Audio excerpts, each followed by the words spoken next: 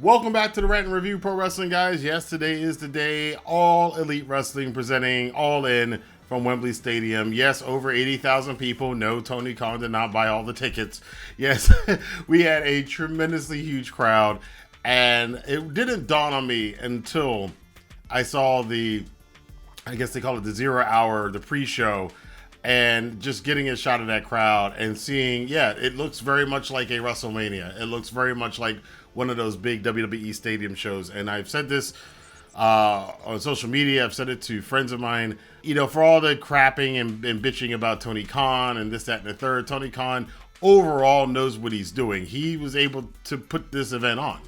This is something that 5 years ago, 3 years ago, I would have never imagined could have happened, that you would have a mega show like this in the world of pro wrestling by somebody not with WWE on the moniker. I mean, even New Japan and Triple Mania, you know, haven't exceeded these levels here. This is probably the most highest paid attendance wrestling show of all time, and it is fascinating to see that. We're going to get into the review here. We're going to get into all the ups and downs. But before we get into that, I want to remind you guys that I've got some free goodies down for you in the description box below. Money is getting tight. Things are kind of crazy. If you do want to start investing, this is usually the time to invest, is when things are down. You can check out the link below for my links to free stocks from Webull, free stocks from Robinhood, and some free crypto from Coinbase. Of course, I always suggest keeping your crypto offline on a ledger. There's also a link down for that below. If any of that will help you out, feel free to check it out. But let's talk about Allin from All Elite Wrestling. Now, the pre-show was a lot of fun. You had Renee and Kip Sabian doing the kind of that pre-show play-by-play commentary. It did feel very WWE-esque in that manner. Despite the fact that there weren't any on the main card, we got some British local wrestling heroes on the pre-show. We had Jack Perry defending the FTW Championship against Hook. Hook regaining the championship, I should say.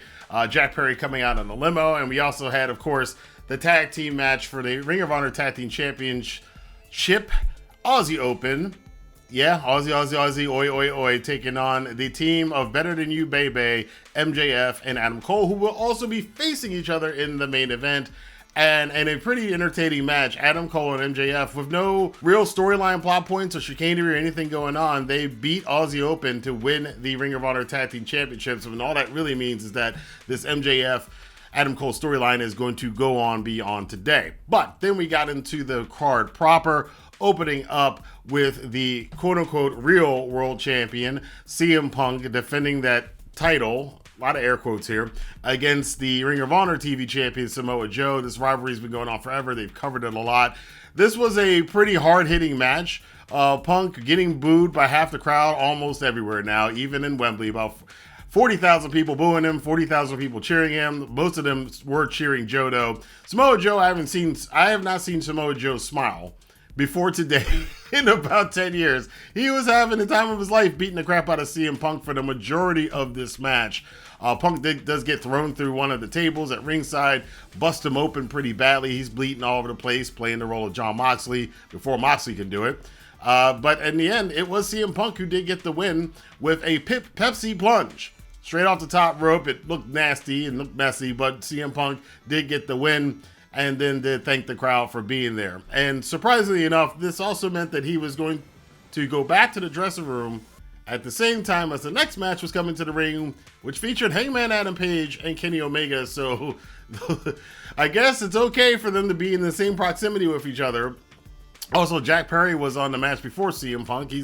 Jack Perry made a mention, given that whole feud or whatever scuffle there was between Perry and CM Punk a couple weeks ago. He said during his match that this is real glass, talking about the glass in the limo.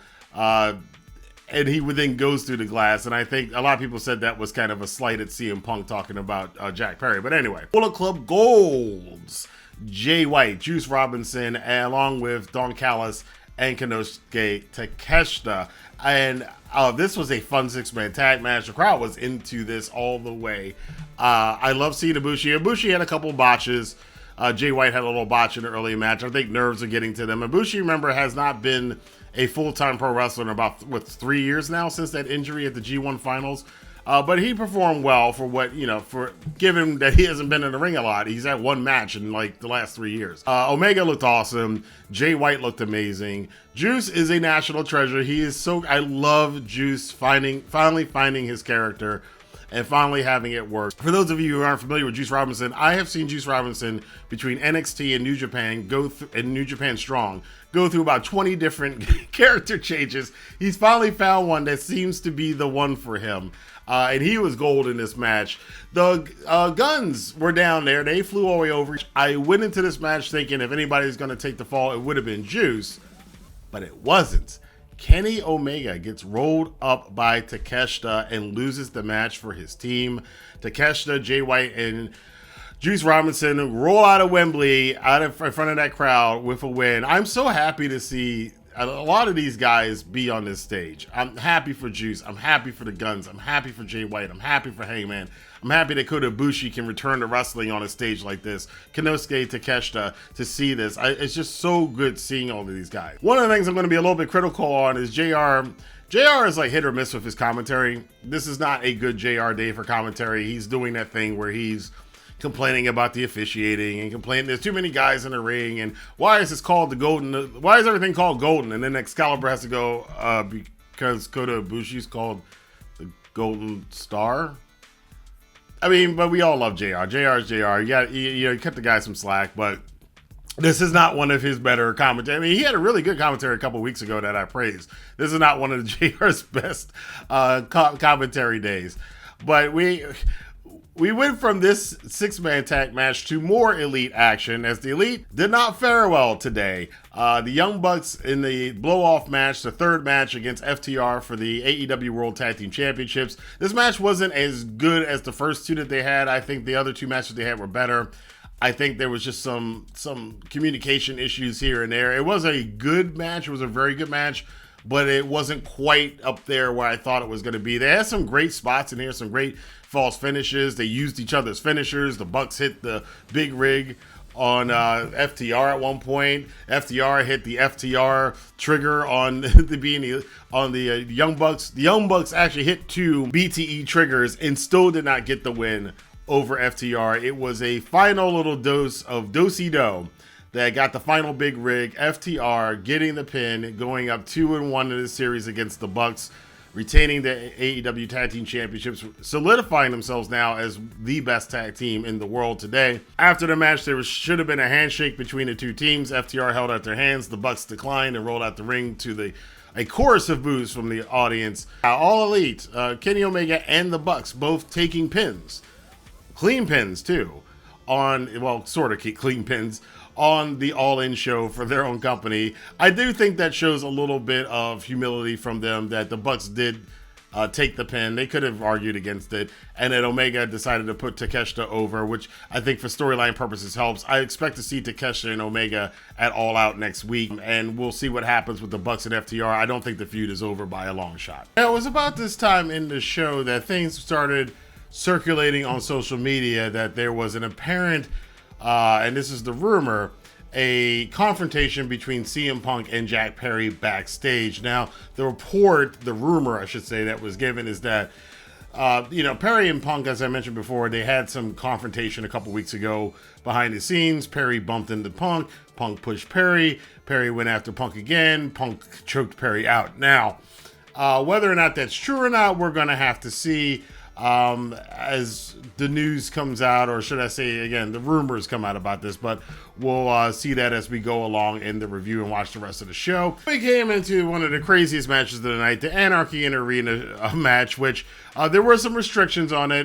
Tony Khan did allude to this, but this match, it didn't matter. This match was still wild and crazy, even though it didn't go all the way all around Wembley. They even fought in one of the private boxes, which was kind of insane. You had the team of the Blackpool Combat Club, Claudio Castagnoli, Wheeler Yuta, the great Yuta, in my opinion, and Jon Moxley teaming up with the returning Santana and Ortiz. They would be taking on the Best Friends, Trent Beretta, Chuck Taylor, and Orange Cassidy, the international champion, along with Penta El Cien Miedo and Eddie Kingston. Eddie Kingston has had probably the coolest summer of any wrestler this year. I've been covering him over in New Japan in the G1. He's back in the AEW now, and this match was just crazy. It is everything that you expect. Fighting in boxes, tables, trash cans. There were skewers because, you know, Jon Moxley recently wrestled Jun Kasai and El Desperado in a death match. And that match, if you haven't seen my review of that, go subscribe to the channel. Go check out some of my prior videos. That match was crazy. But we got the skewers in this match in Jon Moxley's head because he's insane. And, of course, he would do that. Orange Cassidy, who's been beaten up, being probably the most prolific champion in all of wrestling. He's defended that international title 25 times, something like that? His body's legitimately pretty banged up. And his hand's not working so well. He's bleeding all over the place. Penta and I believe it was Santana almost fell off a ladder trying to do a spot. They went and finished the spot, though. There were just great moments all through this match. It winds up near the end with Orange Cassidy wrapping his hand in duct tape, but he was putting the sticky part on the outside. I'm like, what the hell is he doing? He had a bucket with him with a glass bottle in it. He smashes the glass bottle, breaks the glass up into the bucket, and then just like out of the movie Kickboxer, that's for you old school heads, sticks his fist in the glass, put, of course, the sticky sides on there, so he's got a taped fist full of glass shards. He's going to punch Claudio Castagnoli with this. Well, Jon Moxley said, I don't like that idea. He interfered. We got some back and forth here. Eddie Kingston returns, kind of similar to the last Stadium Stampede. Well, not as crazy as the last one. He didn't try to set anybody on fire this time, but he came back to the ring with a mission, basically to beat the crap out of Claudio Castagnoli. We did finally get the standoff of him and Jon Moxley. They go back and forth a little bit, bleeding all over the place. But eventually, it does come down to Orange Cassidy hitting that glass shard orange punch on Claudio Castagnoli, getting the pin on the Ring of Honor World Champion and winning the match for his team. This match, you got to see it. It wasn't the best. There were some botches in here. Santana and Ortiz haven't been wrestling for a while, so they, expected that everything wasn't going to go so smoothly for them. But I definitely enjoyed the match and enjoyed seeing all of these weird, crazy characters go up against each other. We'll find out later on that Orange Cassidy would actually be defending the International Championship against one of his teammates at this coming Wednesday's Dynamite. And the winner of that will defend the championship at All Out next weekend against Jon Moxley. So lots set up in this match. We then had the Women's Championship match, the Fatal 4-Way, harkening back to the original Allin. And yeah, this one was, I love the entrance in this one. And I'm so happy that the crowd did not leave. Because I was at Forbidden Door, and I was right opposite the hard camera, and a bunch of people got up and left during the women's match on that show, which I thought was kind of disrespectful. I didn't see much of that on the show. Maybe it happened, maybe it didn't, but I didn't notice it. Saraya comes out in her hometown to We Will Rock You by Queen, which I thought was absolutely awesome. She's got her whole family with them, with her. We also had Toni Storm with her new entrance. She's very classic Betty Queen, whatever. She's a queen in herself. All hail the queen. She belongs to the streets. Of course, Britt Baker, DMD. She comes out. And finally, of course, the AEW champion, Hikaru Shida. So Shida and basically it's Shida and Britt trying to fight off the Outcast because it's like a 2-on-2 situation or kind of a weird 3-way instead of a 4-way. This doesn't last too long. At some point in the match, Saraya's family, who are sitting at ringside, tries to hold, I believe it was probably Britt, or it was either Britt or Shida. And Toni Storm goes to hit her. And of course, we do the old Shawn Michaels spot. Shida gets out the way, and Toni Storm winds up hitting one of Saraya's family members. This ticks off Saraya. They already had a little bit of miscommunication earlier in the match. This sets it all off. Saraya and Toni Storm go after each other. Ruby Soho tries to interject because Toni Storm's going to give that big old butt bump in the corner. And, if that move, her butt bump is very vicious. It is. Every time they show a camera shot of that from the corner, it looks like it hurts like hell.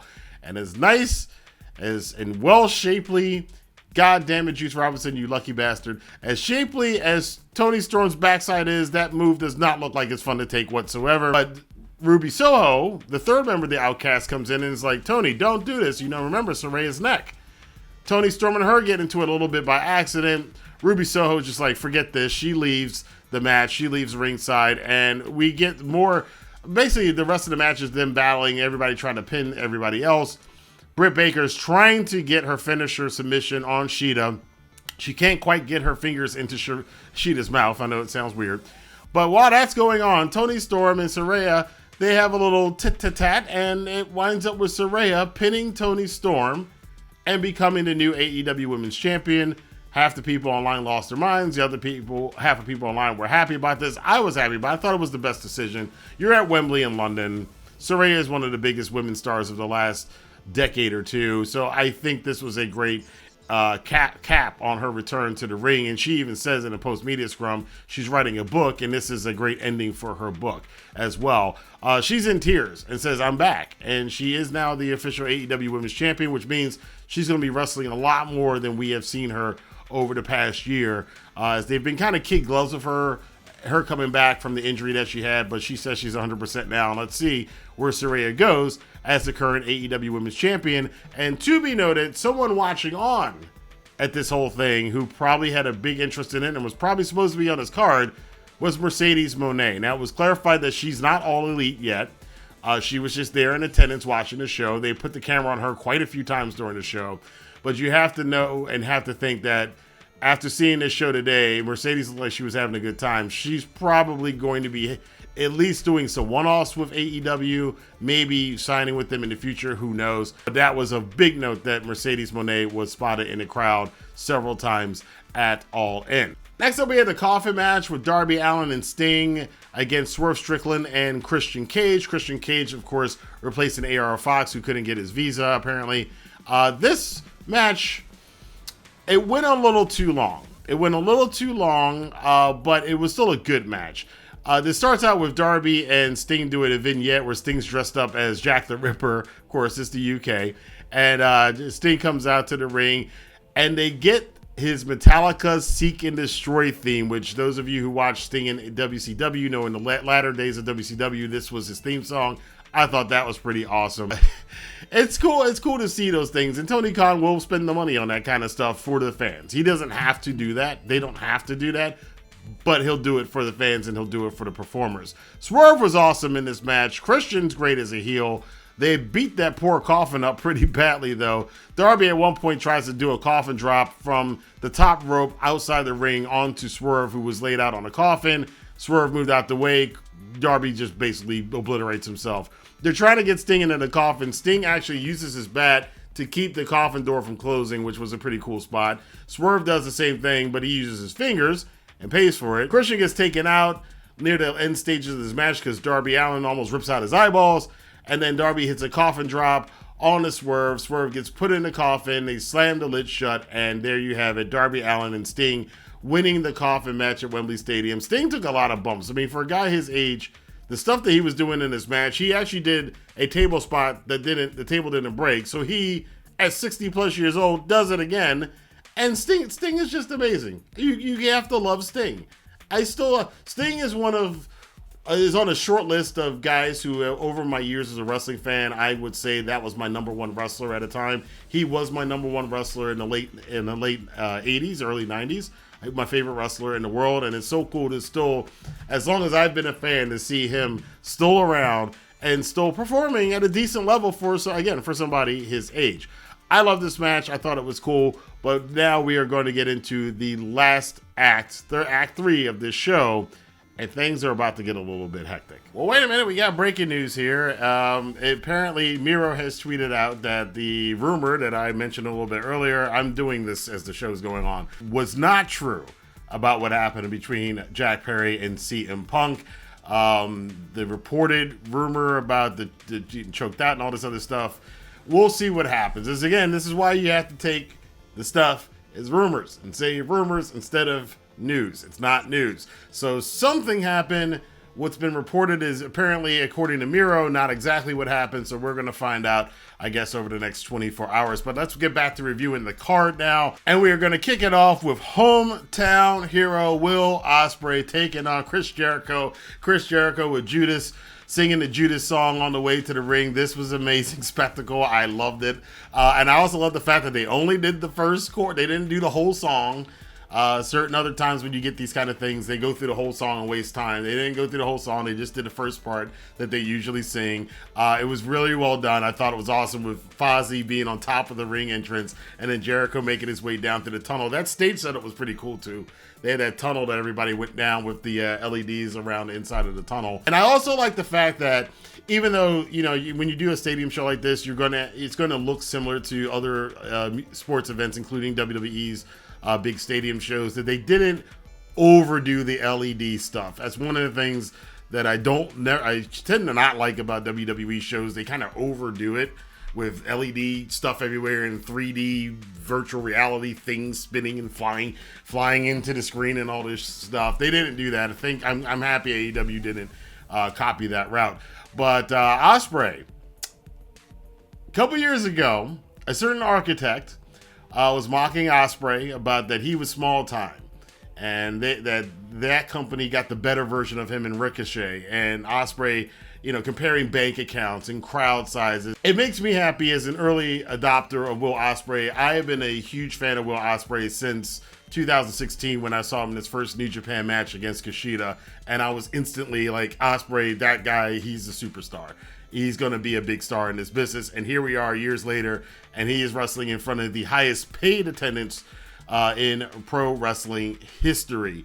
And this match with Chris Jericho, a lot of people had suspicions about it. Jericho, I don't think Jericho can quite hang. There were some spots that he couldn't quite get through with Ospreay and Ospreay's style, but Ospreay did his best. And Jericho did have his great moments. He has some flashes of brilliance, but at Jericho's age, I'm not expecting him to be able to hang athletically with Will Ospreay. But they told a better story in this match. It's still confusing that Don Callis was Ospreay's second, and then Callis is beating him out and people were booing, but then anything Ospreay does, they're cheering. I was hoping that they would probably have Ospreay turn on Callis at the end of this whole thing, but that wasn't the case. Ospreay did, even though Ospreay kicked out of the Judas Effect and Jericho kicked out of a Stormbreaker, Jericho did not kick out of the second Stormbreaker. Ospreay gets the win here in a pretty damn good match.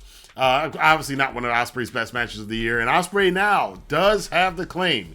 He has beaten Kazuchika Okada, Kenny Omega, and Chris Jericho in a 2-month period. I mean, this would be like, beating Dusty Rhodes, Ric Flair, and Nick Bockwinkel at this in a 2-month period in the 80s, or like beating Bret Hart and Goldberg and Diamond Dallas Page or somebody in a 3-month period, in a 2-month period. This is a huge accomplishment for Will Ospreay. I'm so happy to see him on his stage in his home country. And when they announced this, I was like, you have to have Ospreay. Yes, it wasn't Ospreay Omega 3. I think we are going to get that at Wrestle Kingdom coming up in January. So they're going to have to finish that trilogy, obviously. They're 1-1 with that. But this is a cool match. After the match, Jericho and Sammy Guevara have a little bit of a disagreement. Jericho just walks away. Jericho's lost a lot of big matches this year. I don't think he's won a big match. And it looks like his confidence is absolutely shaken. Sammy Guevara trying to, be there for his buddy. But Jericho's like, I don't want to hear it, and walked away from Sammy. Leaving Sammy looking kind of stunned. We got the announcement from Nigel McGuinness, the official attendance, paid attendance, 81,035 fans, officially now. And let me say this correctly and slowly for all of the morons who don't understand numbers.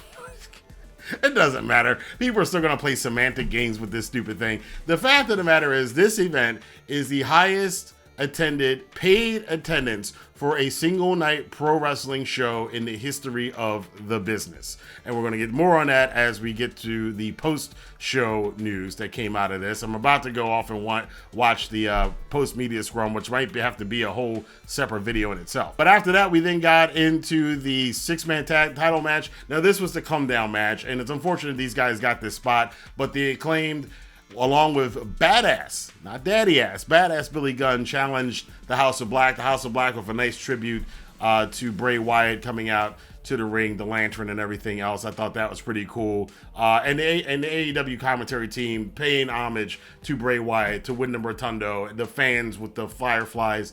I thought that was really cool. And again, that's a thing that AEW will do. It doesn't matter that Bray Wyatt was a WWE guy. They respect the game. They respect the players in the game. There's no need to pull some, well, he was in the other company, so we can't talk about it. And AEW fans usually are pretty cool with that kind of stuff. This match was, again, it was a come-down match. The fans weren't as into this match. They were exhausted again. One of the problems with these shows is that they can be kind of long. There were some spots where the crowd picked up and popped for it. Billy Gunn did what he could in this match, but the Acclaim, and we all could pretty much figure this would happen. The Acclaim did get the win. It took a couple of famoursers and some mic drops and all kinds of stuff on Brody King to get the pinfall and win the match, but the Acclaim and Badass Billy Gunn are now your AEW Trios champions. Afterwards, of course, we got Everybody Loved the Acclaim. Even Mercedes Moné, who was in attendance, she was vibing to the Acclaim because, of course, everyone loves the Acclaim. And it was finally main event time. Adam Cole, MJF for the AEW World Championship. I've said this for a while. I said this in a video I did a couple weeks ago. Will the AEW bromance be their version of the Bloodline or their version of the Black Scorpion from WCW? Something that starts out really hot and then there's no idea where it's going and it fizzles out. Well, I think we are officially now can say that the MJF Adam Cole bromance in AEW is their version of the Bloodline. And I will still say it's the second best storyline in wrestling, but it is getting really close after tonight to that Bloodline storyline. This was pure pro wrestling gold. They performed this match so well. A lot of it being mainly Max, being conflicted about going hardcore against Adam Cole. I think at this point in time, they sold that this is not a ruse by MJF. He genuinely feels a friendship for Adam Cole, his only friend he's ever had. And this really affected him emotionally. More on that at the end of the match. But Adam Cole didn't have the same.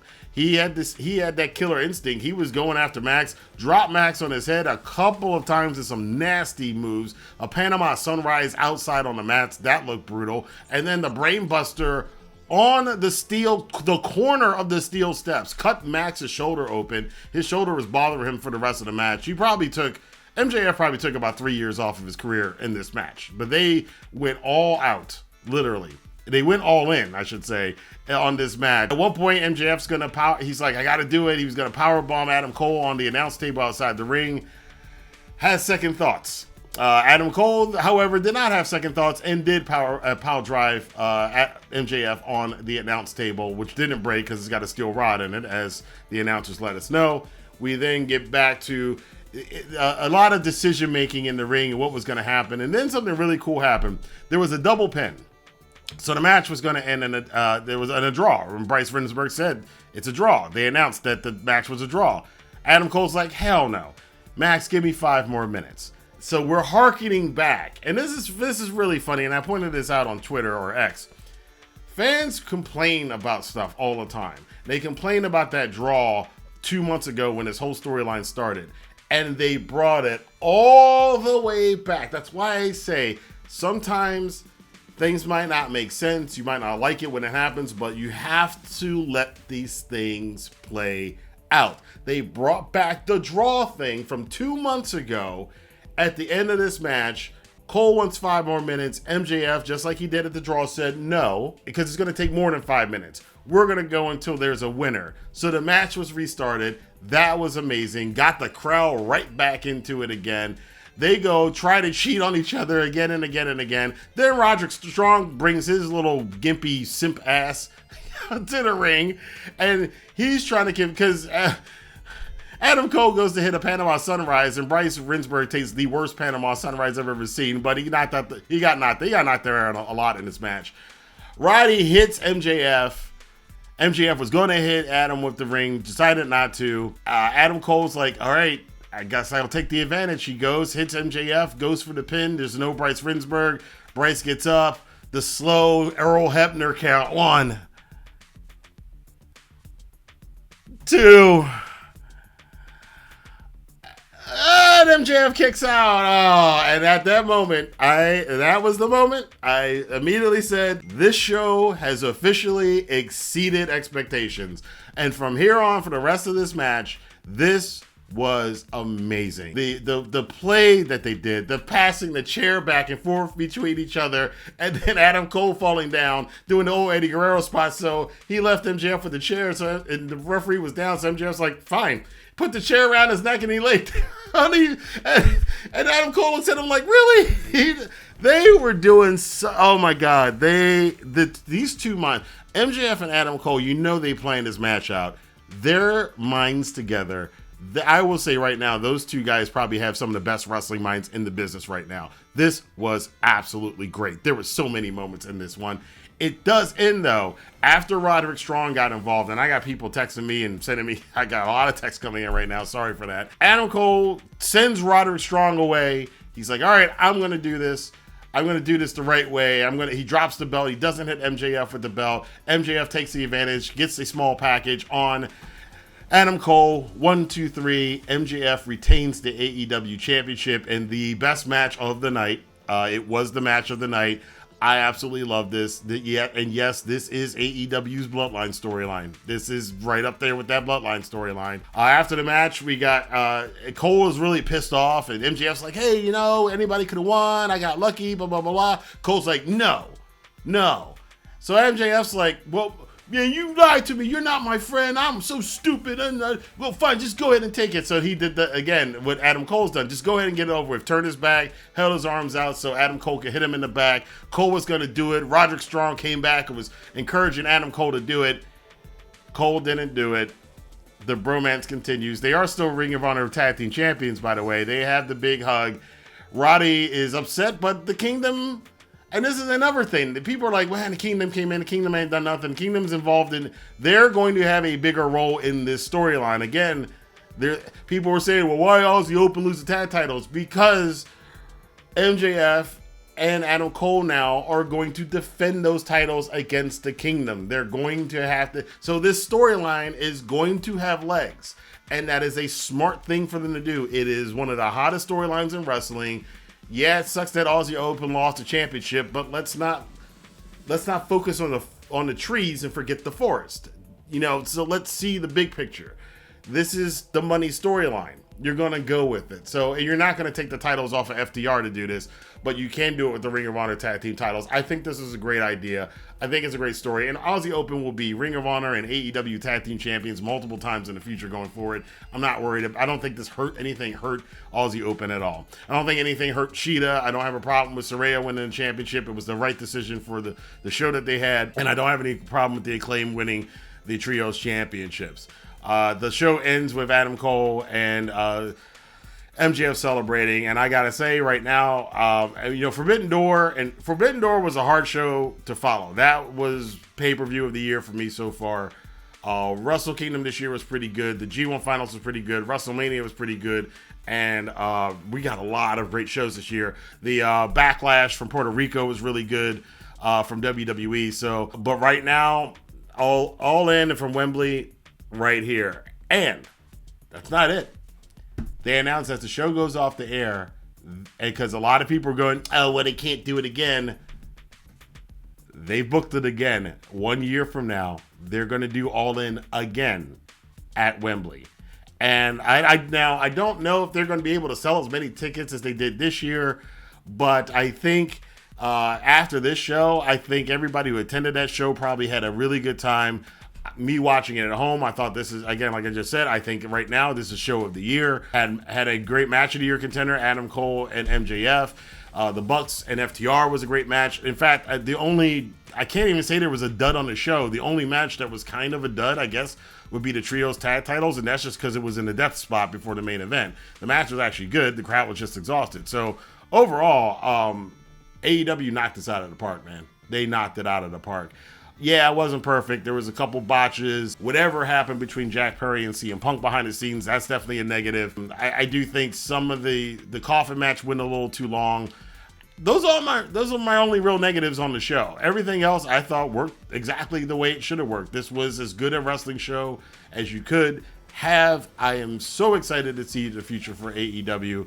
I think with them going back to Wembley next year, it's going to be questioned as to what they can do. But no Adam Copeland, by the way. Again, that didn't happen. And again, we're going to have to see what happened with the Jack Perry situation. But again, overall, I want to know what you guys thought about this. For a lot of these guys, I think a lot of guys like Christian and the experience from guys like Christian and Billy Gunn and Paul White and Sting, all the guys that have FTR, all the guys, CM Punk, Samoa Joe, guys who have been on stages similar to this before, even the Bucks and Omega and Hangman and Jay White, who've, they've wrestled in front of 30, 40,000 people before. This is twice that. I'm happy for all of them to get to the stage, and guys like Hook and Darby Allin and the Acclaimed, who have never been on a stage anywhere close to this before. Hats off to everybody in AEW. You guys knocked it out of the park tonight, in my opinion. But again, that's just my opinion. I want to know what yours is. Let your voice be heard in the comment box below. Until then, I will see. I'm going to go watch the post-media scrum. God knows what's going to happen there. I'm sure somebody's going to ask about the Jack Perry CM Punk thing. God knows who we're going to hear from. It could be fireworks. It might not be. But if there's anything big, I'll do a video about it. But until then, I'll see you guys here for more reviews on the Rantin Review Pro Wrestling. Have a good day.